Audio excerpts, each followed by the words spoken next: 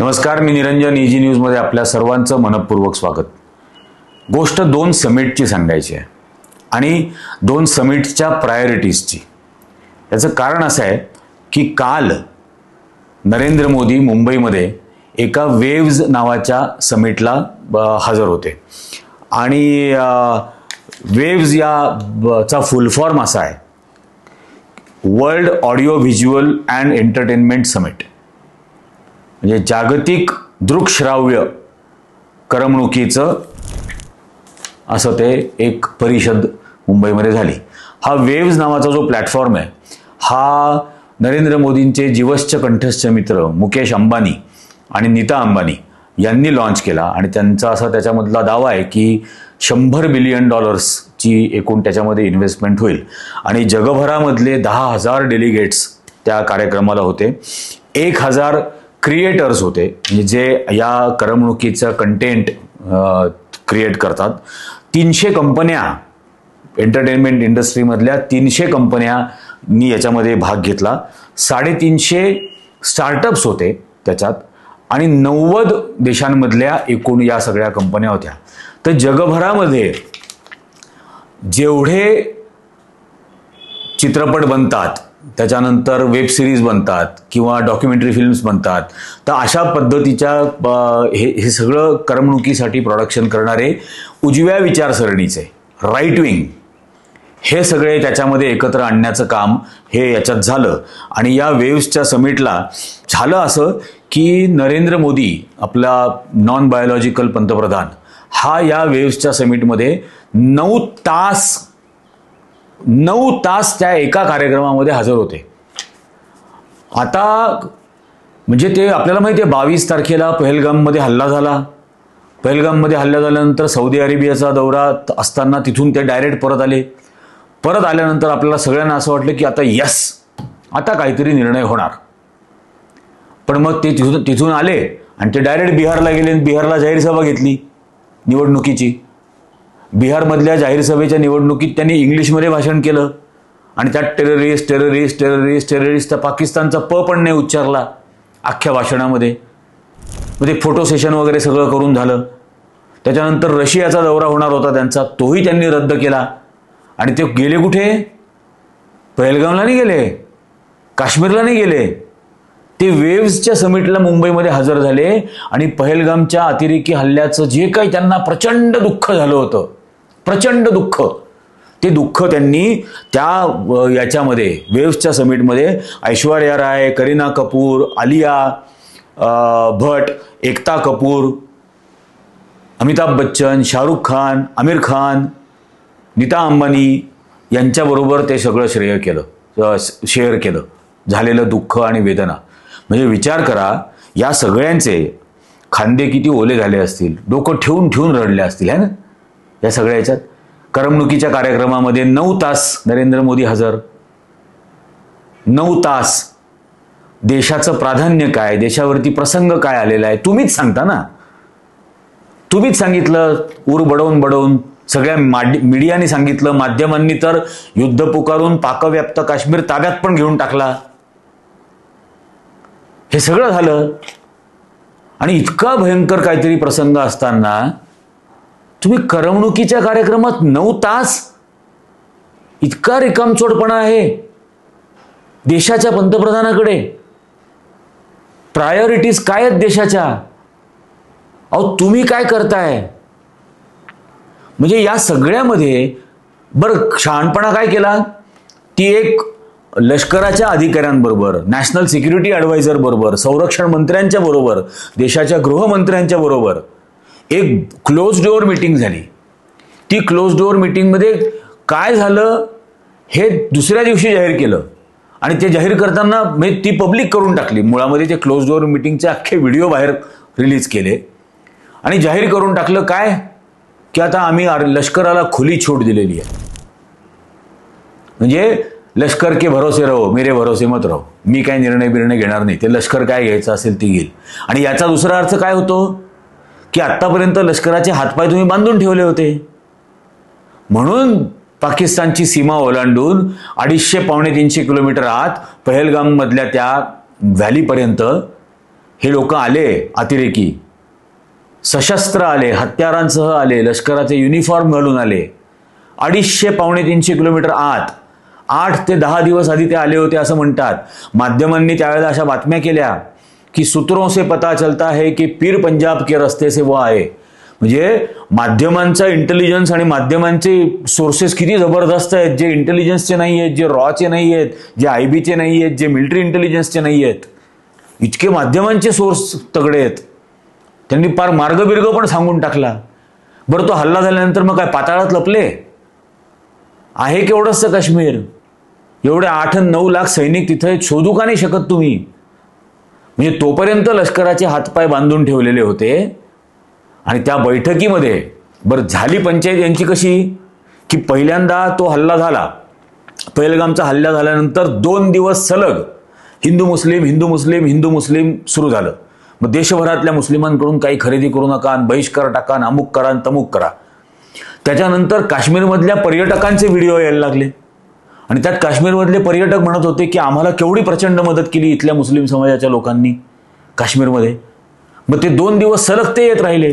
In fact victims जे होते, जे बळी पडले, त्यांच्या कुटुंबियांच्या प्रतिक्रिया यायला लागल्या की आमचा जीव, आमचा प्राण वाचवला कोणी तर यांनी वाचवला.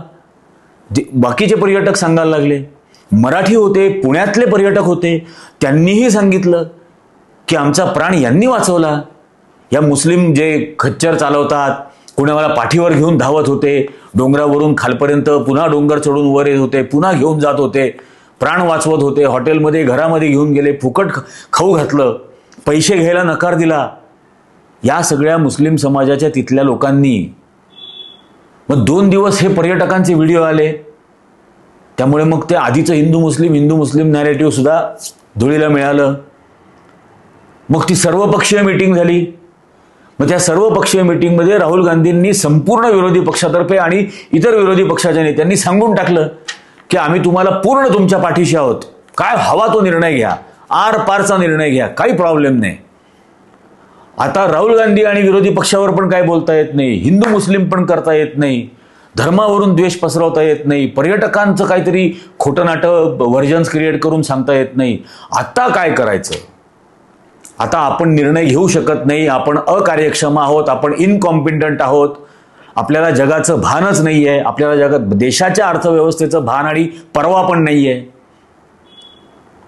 हे ज्या वेळेला लक्षात आलं आणि आता हा विरोधी पक्षांनी सगळं आपल्याच गळ्यामध्ये बांधलंय निर्णय, हुशारीनी, बुद्धिमत्तेनी, आणि जबाबदारी त्यांचीच आहे पंतप्रधान असल्यामुळे, दुसरं कोण निर्णय घेणार?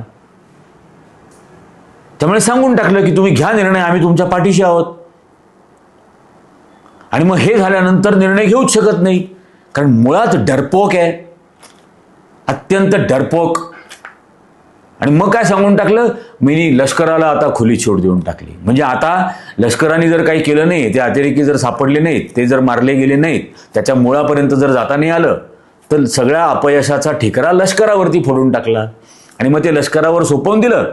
आणि हे महाभाग आले मुंबईमध्ये 9 तास करमणुकीच्या कार्यक्रमात. बरं, 9 तास करमणुकीच्या कार्यक्रमामध्ये येऊन भाषण काय केलं यांनी तिथं की आपल्याला तरुण पिढीला मानवतेच्या विरोधातल्या टेंडन्सीज पासून वाचवायला हवं. बरं, हे झालं. आणि नेमकं काल त्यांनी हे सकाळी भाषण केलं की तरुण पिढीला मानवतेच्या विरोधामध्ये असलेल्या टेंडन्सीज पासून आपण वाचवायला हवं. भाषण तर करून टाकलं, कारण ते स्पीच रायटर लिहितात, यांना काहीच माहीत नसतं काय लिहिलेलं आहे. स्पीच रायटरने लिहून टाकलं. आणि त्यानंतर त्या एका महिलेची प्रतिक्रिया आली, जिचं 4 दिवसापूर्वी लग्न झालेलं होतं आणि तिचा नवरा हा लष्करामध्येच अधिकारी होता, मिलिटरीमध्ये. माझ्या मते तो एअरफोर्सचा फ्लाईट लेफ्टनंट का असं काहीतरी होता.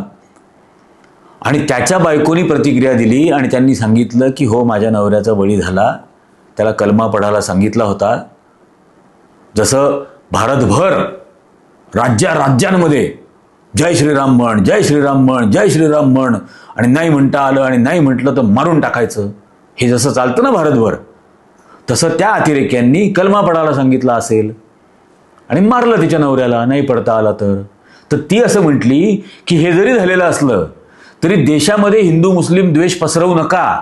Going against Muslims or Kashmiris, we don't want this. We want peace and only peace. Justice भी चाहेंगे. Of course we want justice. Of course the people that have done wrong with him should be punished. मला आणि माझ्या मृत पडलेल्या नवऱ्याला सुद्धा हे अपेक्षित नाही. आमची अजिबात अशी अपेक्षा नाही की देशामध्ये हिंदू मुस्लिम नावावरती तुम्ही द्वेष पसरवावा. आणि हे ती बोलली, तिचा व्हिडिओ बाहेर आला आणि तिला या नरेंद्र मोदींना फॉलो करणाऱ्या आणि नरेंद्र मोदींच्या भक्त संप्रदायामध्ये आणि त्या मूर्ख राष्ट्रीय स्वयंसेवक संघाच्या संप्रदायामध्ये असलेल्या नादान बेशरम लोकांनी तिला ट्रोल करायला सुरुवात केली. आणि ते काही स्क्रीनशॉट दाखवतोय आम्ही त्याचे. म्हणजे इतक्या गलिच्छ भाषेमध्ये एखाद्या विधवेच्या, एका वीर जवानाच्या, एखाद्या शहीदाच्या विधवेवरती किती लांछन लावावं. म्हणजे तिच्या नवऱ्याच्या मृत्यूला 8 दिवस फक्त झालेले आहेत, फक्त 8 दिवस. आणि ती असं म्हणते या देशामध्ये धार्मिक सौहार्दता टिकून राहिली पाहिजे, तर तिच्या चारित्र्यावरती अत्यंत लांछनास्पद कॉमेंट्स या नालायक लोकांनी केले आहेत. बघा. आणि हा दिवटा नॉन बायोलॉजिकल सांगतो, तरुण पिढीला मानवतेच्या विरोधामध्ये असलेल्या टेंडन्सीज पासून वाचवायला हवं. बलात्काराच्या धमक्या देणारे नरेंद्र मोदींना फॉलो करतात एक्स प्लॅटफॉर्मवरती आणि नरेंद्र मोदी त्यांना फॉलो करतात. आणि हा सांगायला निघालाय मानवतेच्या टेंडन्सीजच्या विरोधामध्ये असलेल्या टेंडन्सीज पासून वाचवायला पाहिजे तरुण पिढीला. लाजाला वाटायला पाहिजे. मानवतेचा प्रश्न जेव्हा निर्माण झालाय पहलगाममध्ये, तेव्हा तुम्ही तिथं जायला तयार नाही. तुम्ही त्याबद्दलचा ठाम निर्णय घ्यायला तयार नाही. तिथं 20-25 जवान भारतीय लष्कराचे लद्दाखमध्ये मारले गेले. तुम्ही ठाम भूमिका घ्यायला तयार नाही. त्या मणिपूरमध्ये आदिवासी समाजाच्या बायकांना धर्म विचारून नग्न त्यांच्या धिंड काढल्या जात आहेत. त्याच्यामध्ये कारगिलच्या शहीदाची पत्नी पण असते. त्यांच्यावरती सामूहिक बलात्कार केला जातो. तुम्ही त्या मणिपूरबाबत 2 वर्षापासून काहीही ठोस निर्णय घ्यायला तयार नाही. तिथं जायला तयार नाही. तिथल्या पीडितांचं सांत्वन करायला तयार नाही. या देशभरामध्ये रेल्वेच्या अपघातांमध्ये हजारो जण आतापर्यंत मेले 11 वर्षात.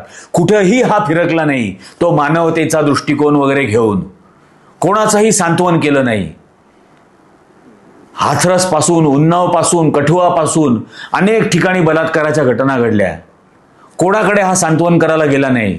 बिल्किस बानोच्या बलात्काऱ्यांना याच्या सरकारने सोडून दिलं. त्या बिल्किस बानोच्या डोळ्यातला अश्रू पुसायला हात 15 वर्षात कधी गेला नाही.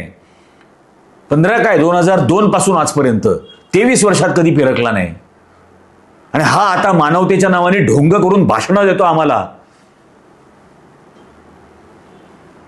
याची खरोखर लाज वाटायला हवी. कसा पंतप्रधान मिळालाय आम्हाला. अत्यंत असंवेदनशील. याच्या मंत्रिमंडळामधल्या एका मंत्र्याच्या मुलांनी 5 शेतकरी त्याच्या थार जीपच्या खालती चिरडून मारले. याने त्या मंत्र्याचा राजीनामा घेतला नाही. चिरडून मारले. हा संवेदनशीलता सांगतोय.